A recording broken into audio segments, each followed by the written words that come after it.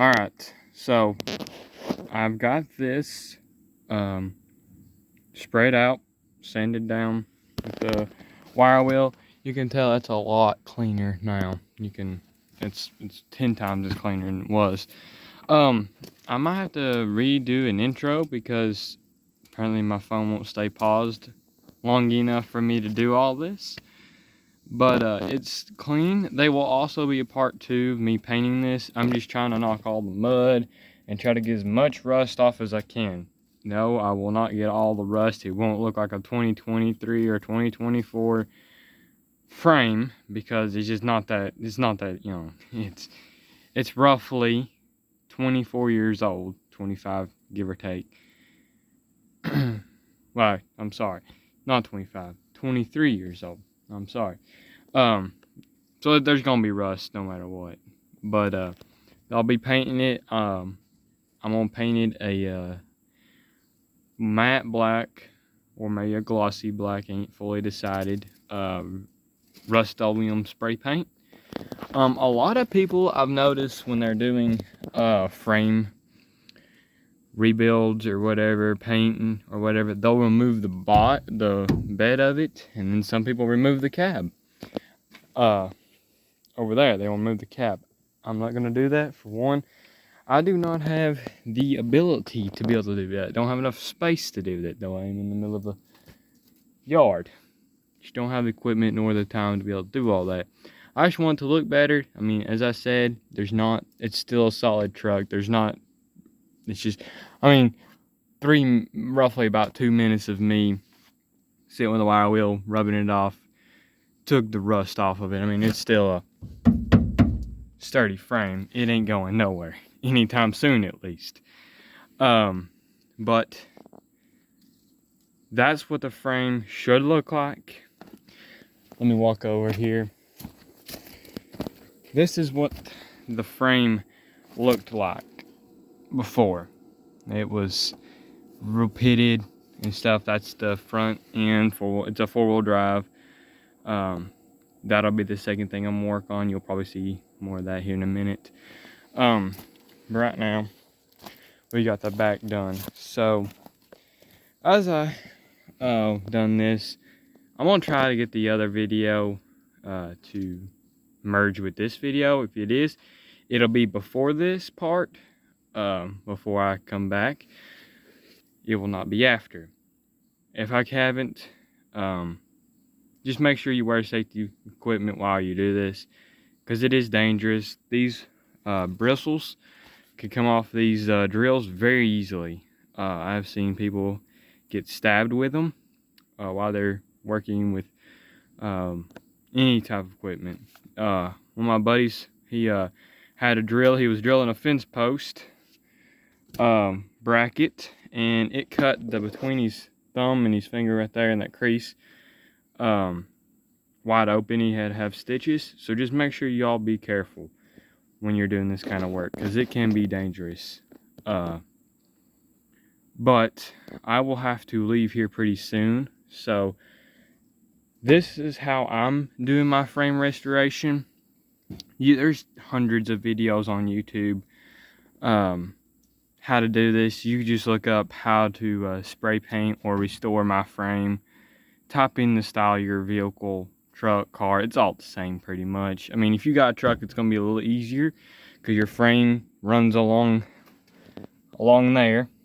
In a car, your frame will be under and inside the body, so it'll be a little more difficult to do that. Usually most people don't do that with their frames on their cars. Most people just paint the bottom of it with like a rhino liner or something along that line.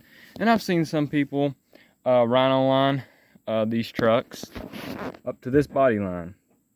That helps protect it from rust.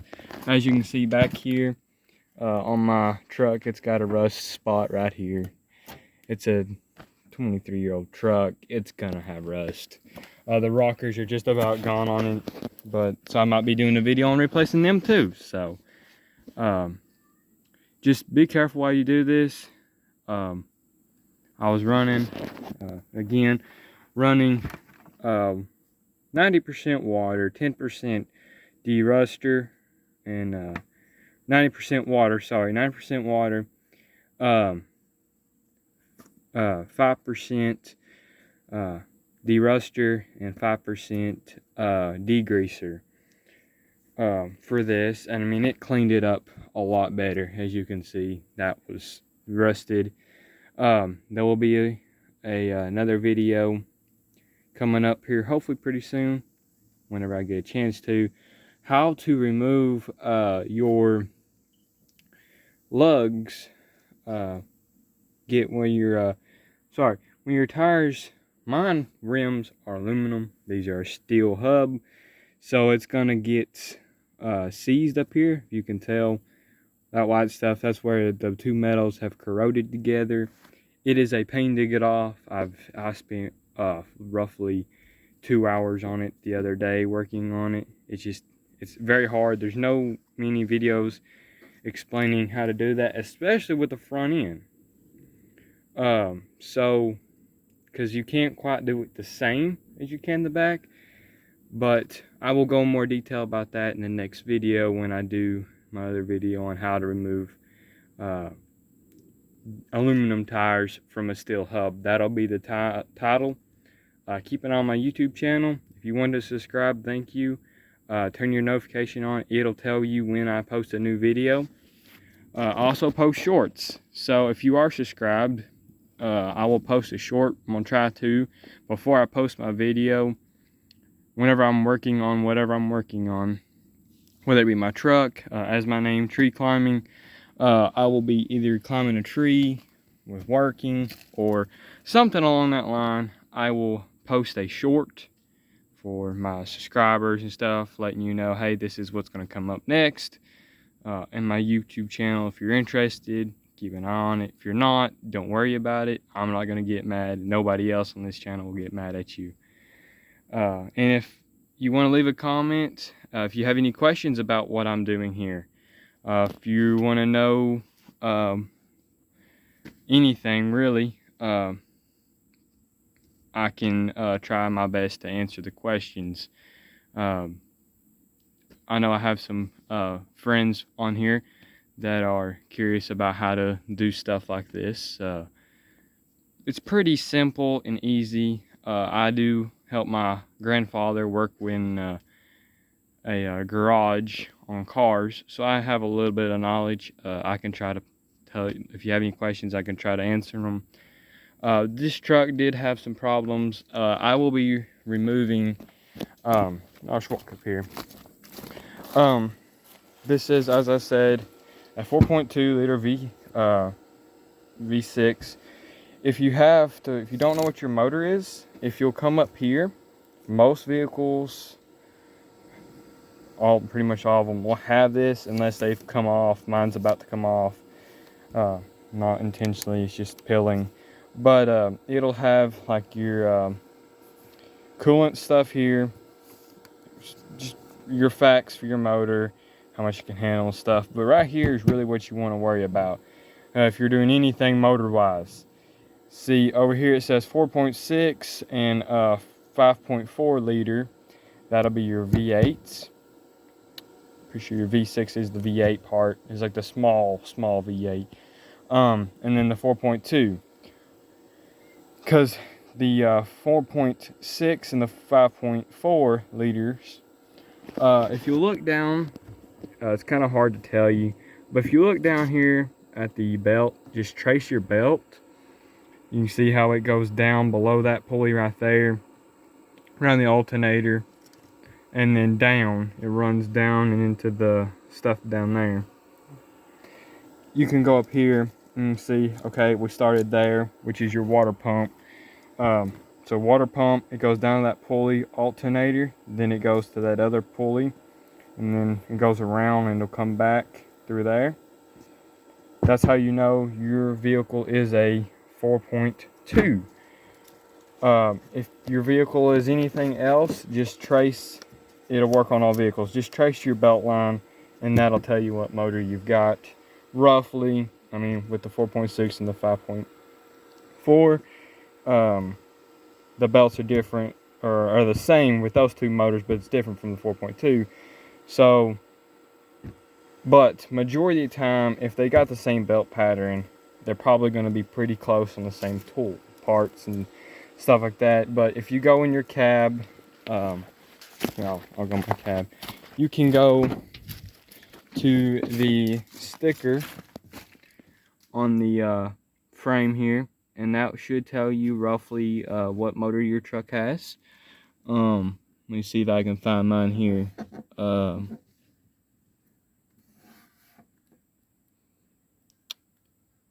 I cannot find my motor, but if you look there, and then your owner's manual, if you have one, my truck did not have one that I've found yet, but it's got the coolant leak. From my previous video, if you watched it, you've probably seen it. There's a tube that runs down through in there. It comes out of here, and it runs straight down into the block here. You can probably see it back in there. I'm gonna do a video on taking this apart to fix that, and then hopefully we can have it running. If you'll give me a few minutes here, it will start, it'll run. It's just, you don't want to run it for a long time. Most people say don't start your vehicle if you don't have coolant. I agree with them to a degree. If you're just starting it to see, make sure everything's, I would definitely try to, if your vehicle's been sitting for a while, even if something's happened with the coolant, if there's something wrong with your oil, you definitely do not need to start it, because that can cause tremendous issues. But I've already checked the oil. It's good on oil, all that stuff. But your coolant, as long as you, because that keeps it from getting hot. But as long as you just kind of start it, let it out, what I'm fixing to do, hopefully my battery's charged completely. I'm having issues with that part. But give me a few minutes, I'll see if I can start it, and then I will show you a technique I've learned with these trucks here in a minute. Alright, sorry everyone, I couldn't get start. I tried to start before I come back on the channel, but I got it figured out. My battery charger wasn't charging right because the negative terminal wasn't going in all the way. But I'll go ahead and tell you that technique I learned starting this. It is a 5-speed, so it's kind of hard to mash the clutch, start it, and make sure everything's working out here. So the thing I learned is it's a bypass, starter bypass. You take it out of gear. If you have a manual. Now if you have an automatic, it's a little easier. You leave it in park, you can just crank it up right out here. It don't matter, or inside, don't matter. But if you're driving a manual, it's easier to do it out here if you're trying to work on it and stuff. But what you do is you can take any flathead screwdriver, preferably flathead screwdriver. You can do it with any screwdriver, any piece of metal. This is just a El Cheapo flathead screwdriver. It's a longer one. You just take it. Do this with your own expense. I'm in a controlled environment. YouTube, don't take this video down because of this. But you just take your screwdriver and you butt up against there. I don't know if you've seen those sparks. But where the battery's dead, it won't crank over. But you just do that right there, and that will start your vehicle up. So long as you got juice, you got fuel, and you got spark. If your ignition key ain't working, or you lost your key somewhere, and you've got to get home, and you did not lock your door, you can do this at your own expense. So, but usually, especially if you got a newer vehicle or a truck like this, even if you did leave your key and someone come up here and done this to they had to get inside your truck for one, pop the hood, then do that, and then more than likely, if you lost the key, you gotta turn it all the way to lock, so they ain't gonna go anywhere unless they're going in a straight line. And the world is not flat, so they're gonna end up somewhere they don't want to be. But I appreciate y'all watching the video. Just keep an eye out for more videos. If you want to subscribe, I appreciate it. Leave me a comment saying if you want to watch more of these videos, or if you want me to stay strictly to tree climbing. I can try doing that. I'm working on getting my helmet rigged up with a GoPro for climbing trees. I've already done a couple jobs for people, friends and family, climbing. So I kind of have a little bit of experience with it. But it's just something I enjoyed.